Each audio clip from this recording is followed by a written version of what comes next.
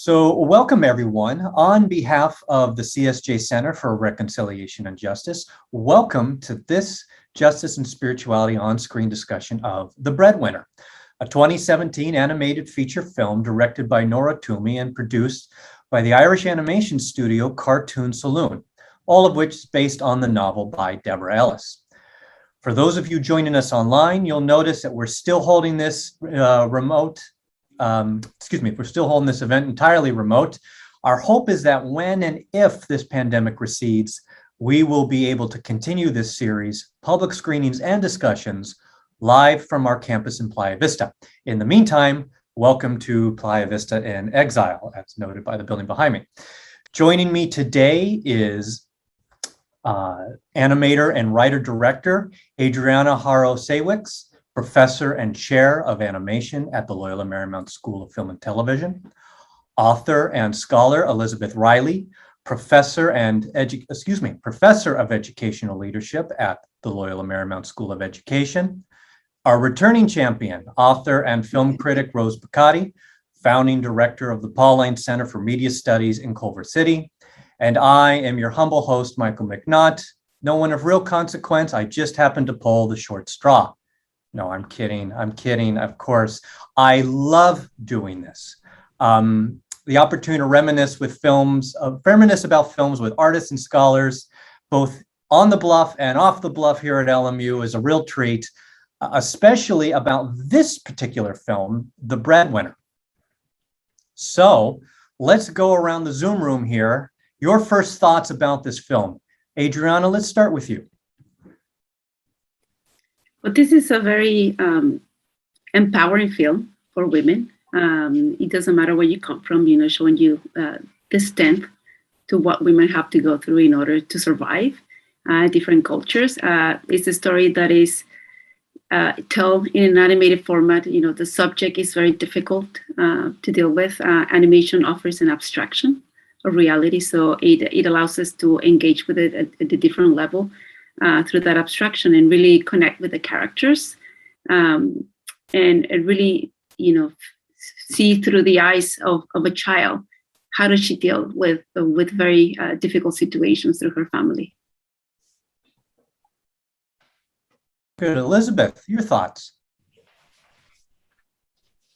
I think that the first thing that strikes me about this film is, just as my colleague Adriana has said, this is a story with many, many themes, but certainly a story about what it means to be a girl or a woman in the world today. And although the film takes place during the first Taliban period, it still is very relevant for anyone in civil society throughout the world, because the plight of girls and women globally in varying degrees remains the centerpiece of one of the major human rights issues we've got.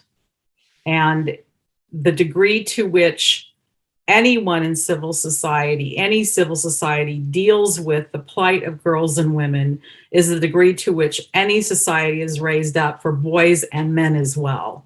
And so what you see here in this film is a universal story on many levels of issues of being a girl or a woman in Afghanistan, but anywhere in the world. And you also see, I think, highlighted is the notion of story and the importance of storytelling and the role it has in society. And every culture is a storytelling culture. So I feel that in watching that film, you see that resonate as a way of helping understand reality, but helping to face it in a very safe way. Those are just some initial thoughts I have. Thank you. Sister Rose. Well, for me, it's the idea of storytelling that really made itself visible in this film, because it's a story and then there's stories within the story and there's a lot going on. But what really impressed me was how storytelling reveals the values of a culture. And here we have, yes, the values of the Taliban, But we also have the deeper values of the family, and because not every male in Afghanistan belongs to the Taliban or adheres to, they're limited by the Taliban, but in their own homes, they're very loving people. And I think that's what this shows. And then we see that the power of women, that's the value of this culture too. It's hidden away under burqas and women who have to stay home unless they're accompanied by a man. But the values that are that the women are strong and they love their children and that they will sacrifice for their families even from a very young age. So this is, as Elizabeth said, this is a universal story, and it's totally relevant for today. When I reviewed this film in 2017 for the National Catholic Reporter, I questioned the relevance of why now do we want to make a film about the Taliban in Afghanistan? And then I noted, well, history repeats itself, so maybe there is a relevancy here. And sure enough, where it looks like things are backpedaling. So this retains its power as a story. Adriana, let me kind of dig a little bit deeper here, beginning with you. Why tell this film? Why tell this story as an animated film? What is it about the medium that's unique here for this particular story as opposed to another medium like live action or short story or short film? The animation, you're able to create fantastical worlds and also simplify things that might be very difficult to see in live action. We see the mother being beat up. We see that people are being shot, but we don't see it in a way that, in live action you might able to see it. I think it's also very important that you're able to create, again, the character in a way that is easy to read, without all of the consequences or physical, that happen, the physical, beatings that happen, the blood or anything. You just understand what it is. You don't have to show everything to understand what it is. So it makes it a little bit more easier to watch. But at the same, you can understand, what the character is going through. So the character, it's again, she's sacrificing everything for her family. She's an 11-year-old girl. You're able to make that connection from children, the playfulness and the transitions, understanding, like when she's going into a very difficult situation, transitioning to her storytelling, when, finally it's revealed that her brother is, the main character of the story. So you don't have to show all of the things that are very, very difficult to, for me as a person, to see the suffering of these people, but you make an abstraction in a way that we can really relate to them. As Professor Reilly was saying, in a safe way for us. Elizabeth, let me ask you a question, piggybacking off of that, if I may, about the characters, the treatment of the women, the daughter in the film. Do you find that is a fairly realistic interpretation or artistic interpretation of what you've experienced in your work?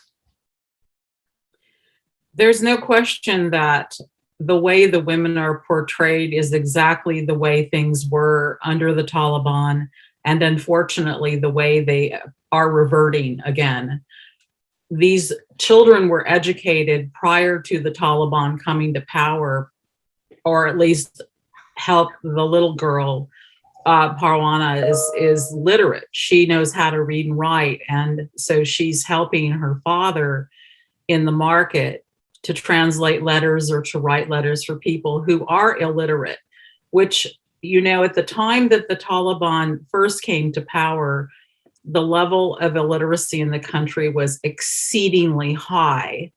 And just as the Taliban came to power again in August of this year, there was, by that point, roughly 85% of children had were in school, getting educated. So you have a very different kind of society today in many ways that when compared to the Taliban's first shift, as it were. Mhm. So what we've got here then is a circumstance where women and girls are back at home again in lockdown.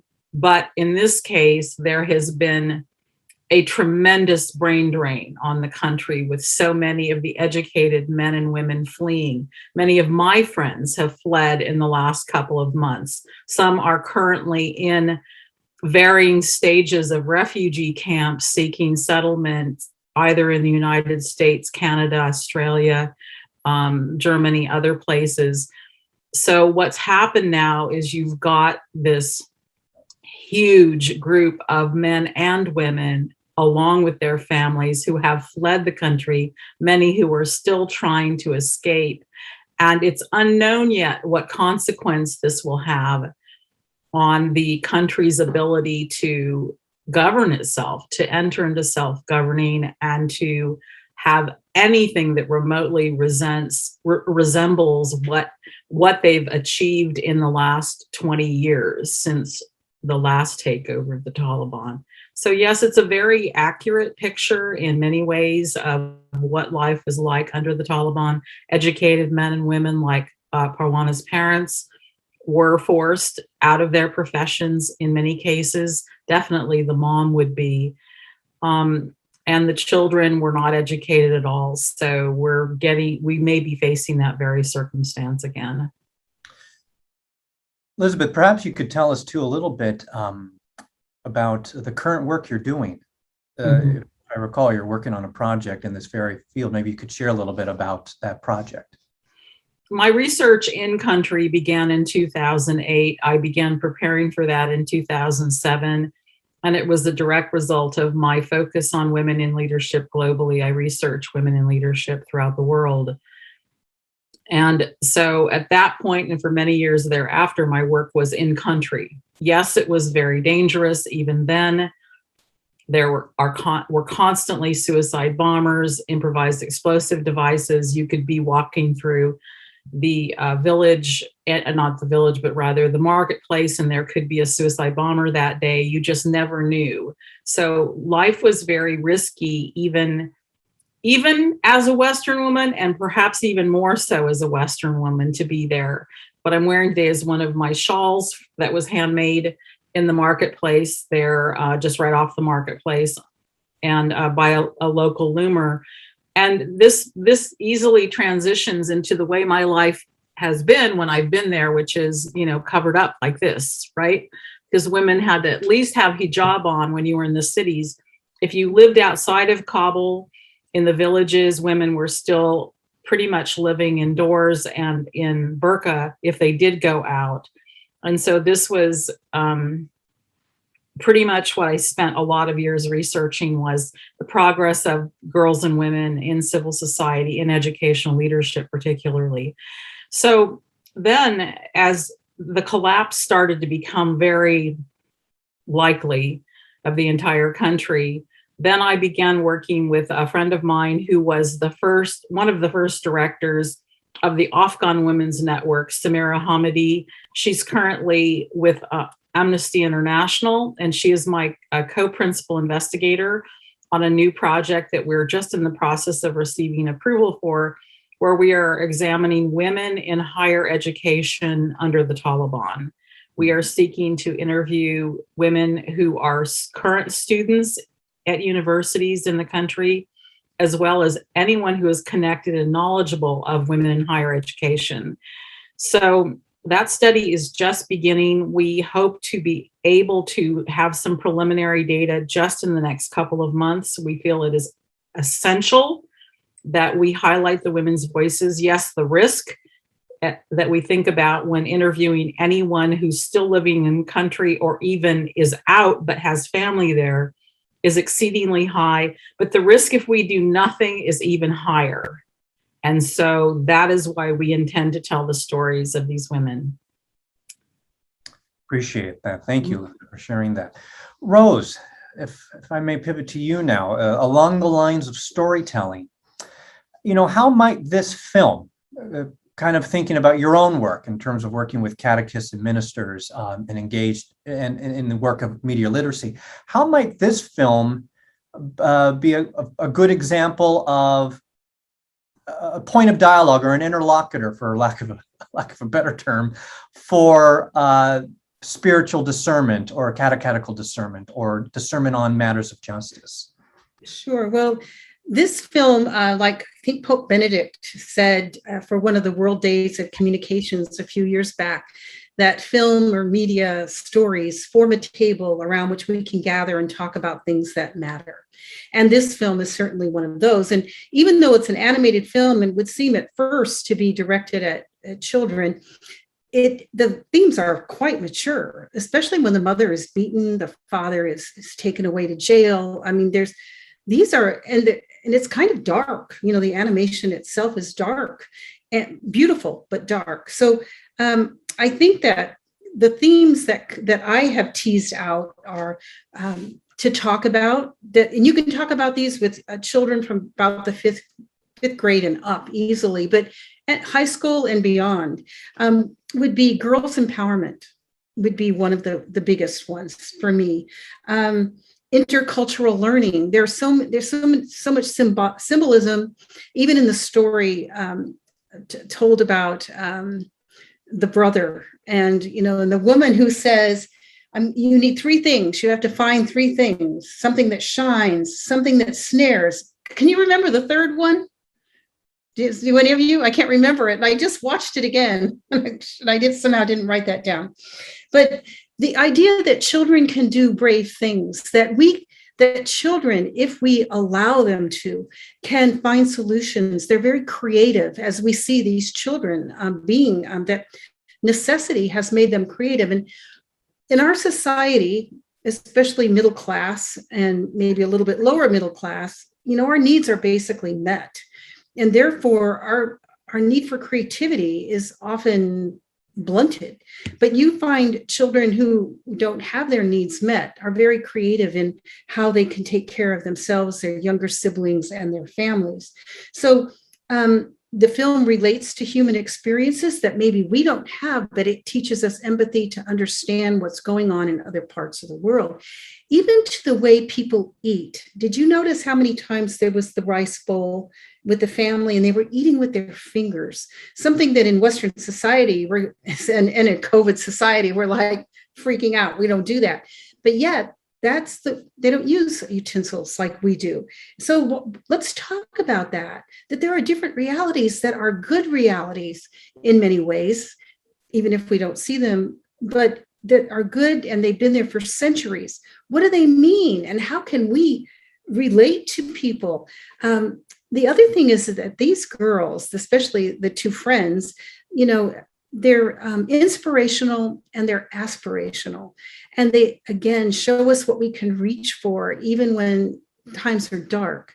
Another thing that came to my mind was seeing the mother, after the man had beat her, with the dark eye and the mark on her cheek, is that domestic violence. Children are seeing this type of violence in their homes. And you show this film to young children, you don't know how they're taking it in. You don't know what experiences they're bouncing off their understanding of what's going on.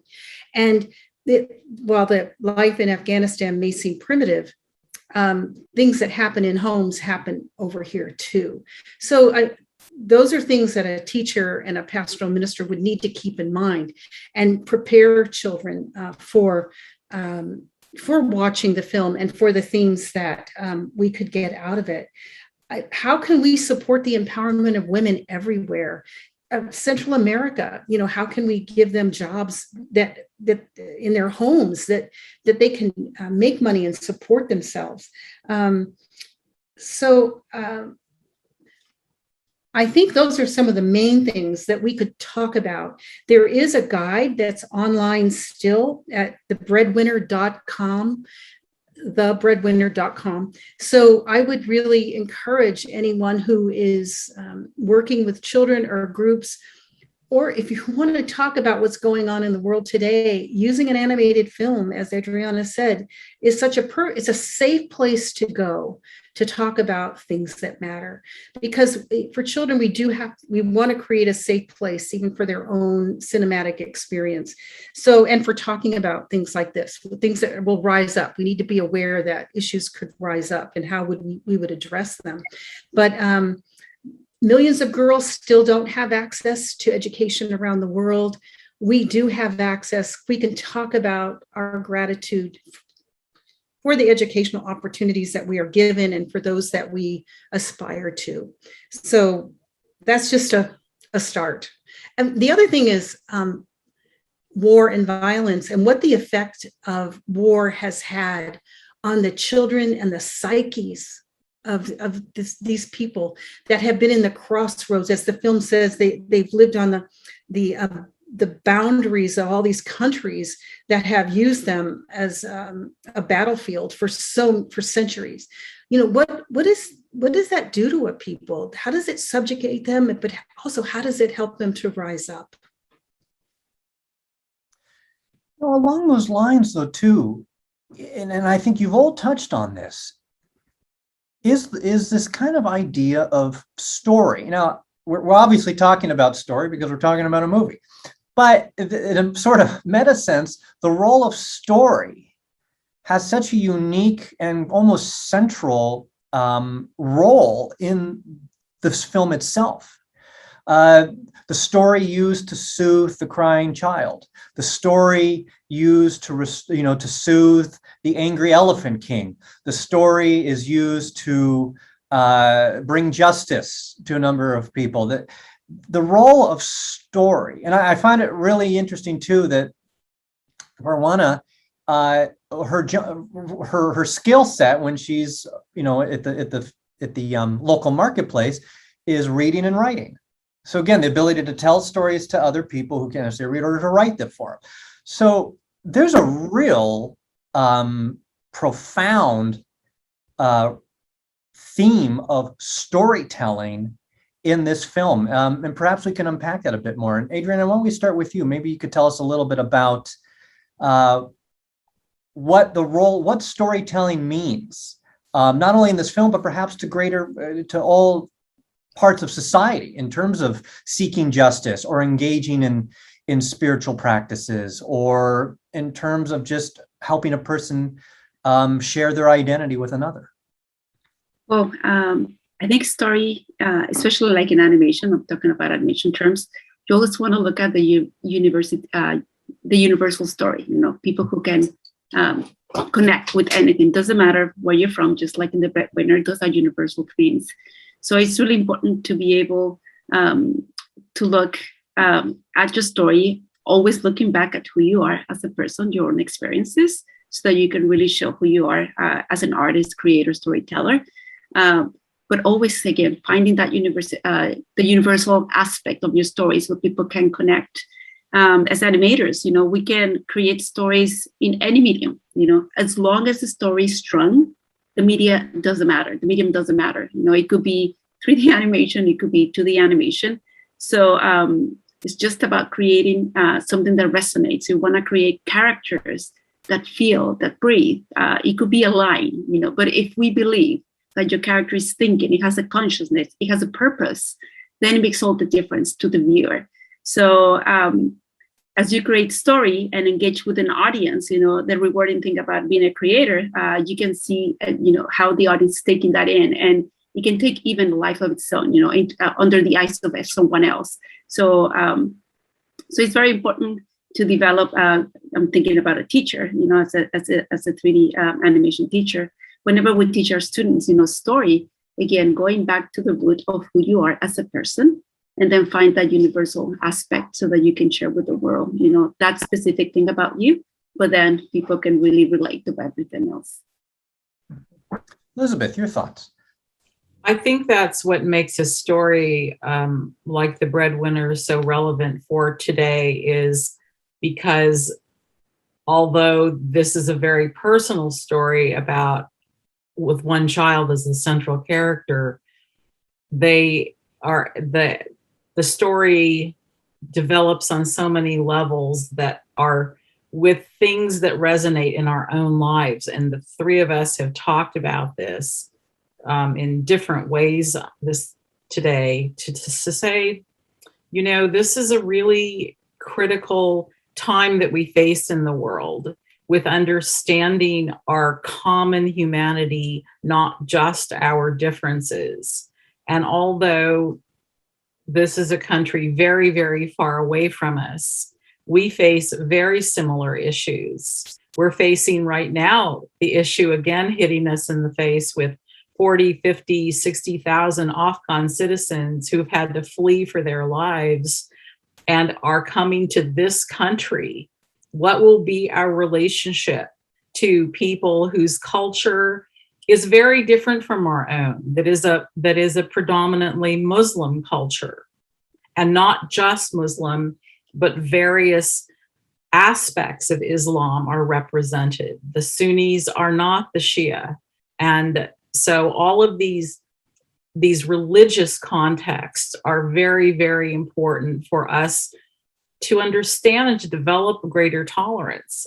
I think organizations such as ours that are faith-based have that unique opportunity to address those issues of community from that perspective. When you have a culture that brings so much richness from the stories, but from also the religion and the cultural connections too.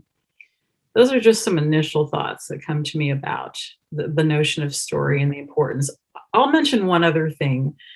When I write up, you know, people think of academics as, you know, we publish these journal articles or these books and they're very boring and dry and they put us all to sleep. I always tell my stories about Afghanistan from the perspective of the people that I've met. And I'll profile, say, a high school principal and what it was like when Taliban first took over. And she had to become housebound. And yet with the support of her father, she ran underground schools for girls at a risk to both of their lives. She and her father knew if they were caught, they would be stoned to death. But they did this anyway because education mattered so much. And when Taliban fell from power the first time, she was able to go back and teach at her high school, ultimately rebuilding what was to become a monument to the Taliban, a museum for the Taliban, rebuild it as an important school for girls. Rabia Balkhi is the name of the high school. The story of Rabia Balkhi is a whole other amazing and interesting tale of a powerful Afghan woman. So when we use stories to frame this, it immediately touches our hearts, not just our minds. Thank you, Elizabeth. Rose.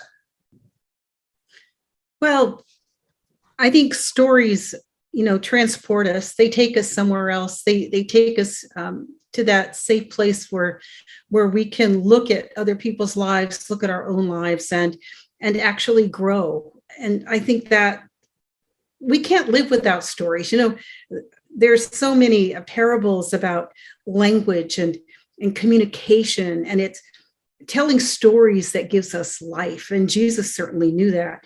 You know, and one of the other lenses that I would look at this story through is where the many places where we find expressions of love. That would be another way to talk about the film.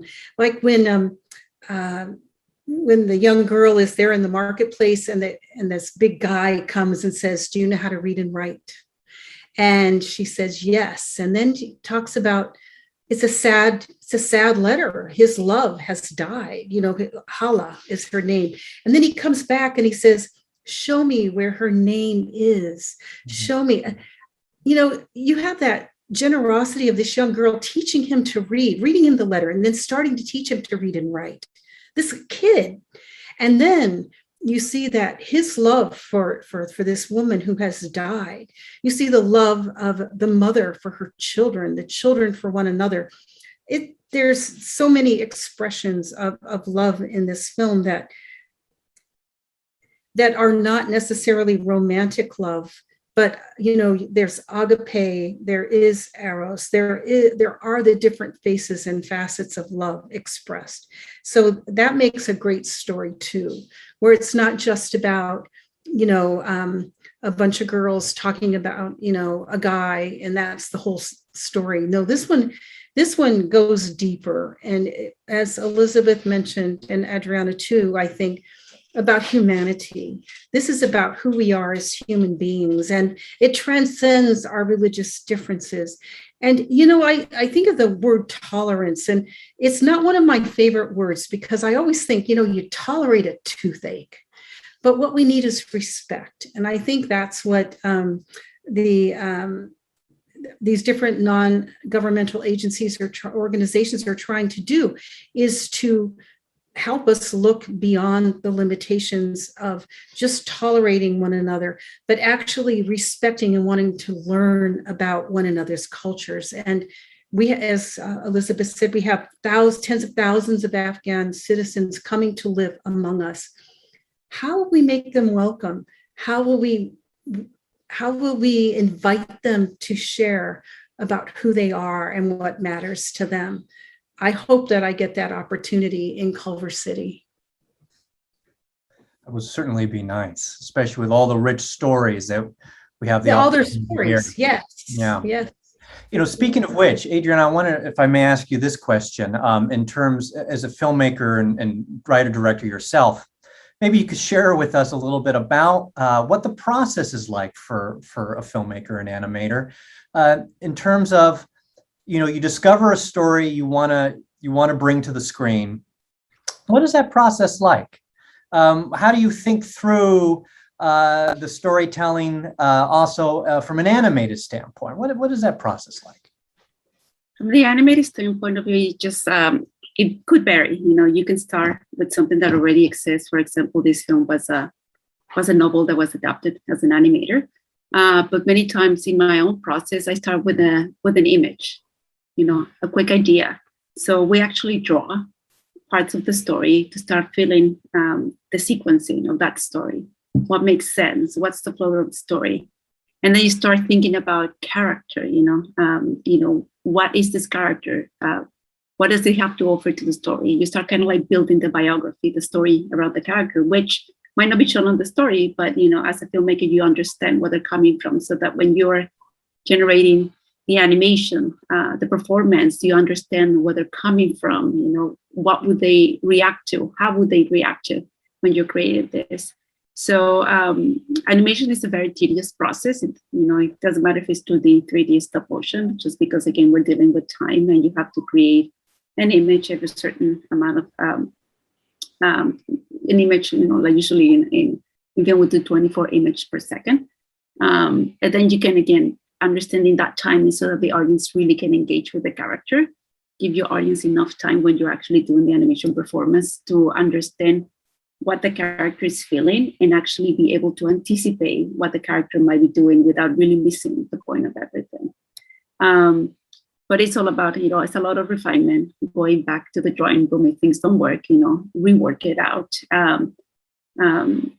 Sound is a very, very important aspect of it. Many times I start already with a soundtrack in mind or with a composition. And that allows me, again, to give a beat, some sort of a structure to the film.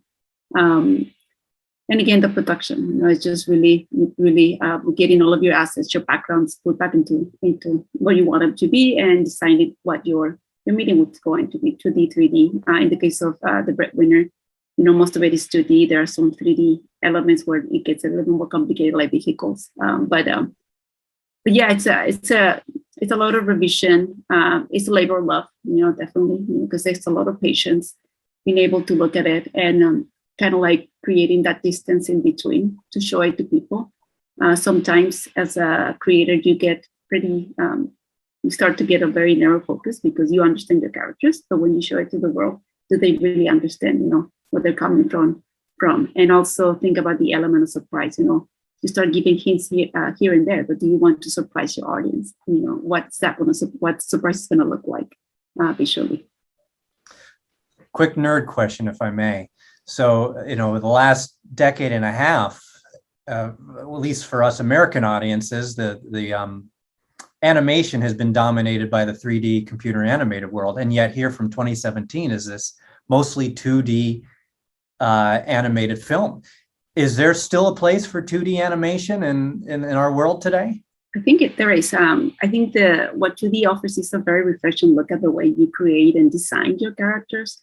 Cartoon Saloon is well known for the type of work that they do. They do Song of the Sea, Wolf Walkers, which takes a lot of the elements of the culture that they're trying to show to really engage the audience. So I think, from a 3D animated perspective, when I look at the 2D films, it's quite refreshing and visually satisfying, whenever you see everything come together. So I think there's definitely a place for that. Yes.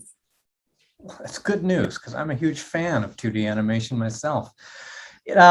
Speaking of, is there a place for something in this world, Elizabeth, I would say one of the probably secondary themes or important tropes in this film was education.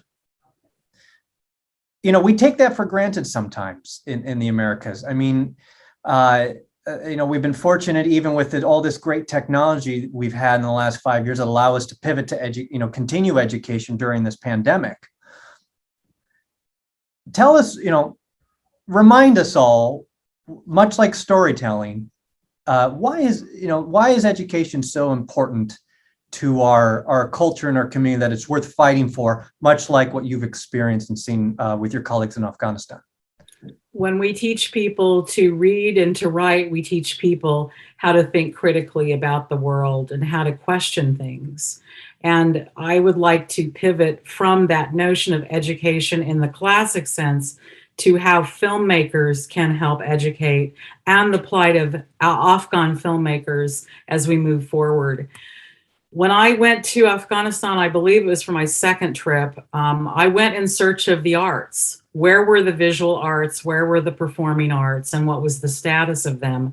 And I had the privilege of meeting the then president of the Afghan Film Society, who was part of the group of people who literally saved Afghan film from being burned to nothing by the Taliban during its first wave of power. I was standing in the rooms where they hid the films in the ceiling to protect them from being melted to nothing. And so what you see then, what you saw then and what we see today is the threat once again of entire culture being destroyed. And I believe that a filmmaker's job is to tell stories in the most compelling way so that we and they take action. One of the filmmakers who fled during this, just about 2 weeks after the Taliban took over in August, her name is Sarah Karimi. And Sarah is a filmmaker who was featured just recently in September at the Venice Film Festival. But she and other Afghan filmmakers, they have now had to leave their country. And so, but they still have many stories to tell. She talks about her stories being in production and how some were ready to go, some were still in process, and yet she had to flee, leaving everything behind on a flash drive, making sure that there was at least a backup somewhere in existence in the event that she was killed trying to flee the country. So these are stories that are continuing to emerge. And I believe that filmmaking, animation, these are opportunities for us as a world to stand up for the human rights of others. And it begins with education, but part of that is educating us through film. Rose, let me ask you this along those lines. How might we, as consumers, middle-class people living in Los Angeles, find these other voices, these marginalized filmmaking voices, like some of the individuals we're talking about today? How do we support that work? How do we find that work? How do we hear those stories? Well, I think it's been hard in the pandemic, but One of my Lenten resolutions every year is that when I pass a homeless person is to stop. If I can give them something, I do, or ask them if they would like, me to get them some water or some food or something. And then to ask their name and, and tell them my name. And that's an invitation in a way. But we have to be willing to take the time to listen. I think, Pope Francis, he just launched the International Synod for the Church. That's going to take 2 years, but one of the 3 main focuses, well, one is encounter, and the second one is listening. And we have to be willing to listen and journey together, and to take that time and to somehow create the spaces where we can listen to people and their stories. I think that many people are going down to the border. They're still going down. There are groups of Jesuits. There are students going down to spend 2 weeks doing whatever service they can. And I wonder what stories they're hearing and what they're going, how those are going to make their way to book and to screen. So I think it's time and a willingness and an awareness that there's an awful lot going on outside of our own spheres. And film takes us out of our everyday experience if we let it. And that's a good thing, because the world is a big place with billions of people living their own lives and seeking happiness and meaning in their lives. And they have stories to tell that can move us, that can change us, that can make us better people. So I think the first thing is being willing. The second thing is taking the time. Well said, Rose. And I think with that, we have to close. Our time has come to an end. Sister Rose, Adriana, Elizabeth, thank you very much for your time and your thoughts and experiences and your own stories that allow us to kind of reflect on the one we've discussed today and perhaps our own.